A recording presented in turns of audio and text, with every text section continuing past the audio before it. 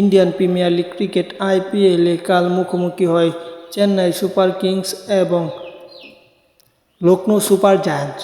সেই ম্যাচটিতে চেন্নাই প্রথমে ব্যাট করতে নামে। চেন্নাই নির্ধারিত 20 ওভারে 6 উইকেট হারিয়ে সংগ্রহ করে 176 রান। এটি একটি ছোট টার্গেটই বলা যায় লখনৌর জন্য। লখনৌ 2 উইকেট হারিয়ে এই ম্যাচটি জয়লাভ করে, 2 উইকেট হারিয়ে 180 রান করে তারা 19 ওভারে 1 ওভার 6 বল হাতে রেখে পাশাপাশি তাদের আরও 8টি উইকেট হাতে রেখে ম্যাচটিতে সহজ জয় লাভ করে এই ম্যাচ জিতে পয়েন্ট টেবিলের 5 নম্বর জায়গাটা নিজেদের করেছে। চেন্নাই সমান 8 পয়েন্ট নিয়ে 5-এ আছে লখনৌ এবং পয়েন্ট টেবিলের 3 রান রেটে এগিয়ে থেকে 3-এ আছে চেন্নাই সুপার কিংস। সব কিছু মিলে এই ম্যাচটা জয়ের অত্যন্ত দরকার ছিল। এই ম্যাচে মুস্তাফিজুর রহমান 40 রান করছে, 1টি উইকেট নিয়েছে, নির্ধারিত 4 ওভার করে বাজে বোলিং করেছে বলা যায়। যাই হোক, খেলার ছোট থেকে বড় আপডেট এই চ্যানেল পেয়ে যাবেন। ধন্যবাদ সকলকে, চ্যানেলটি সাবস্ক্রাইব করে রাখতে পারেন।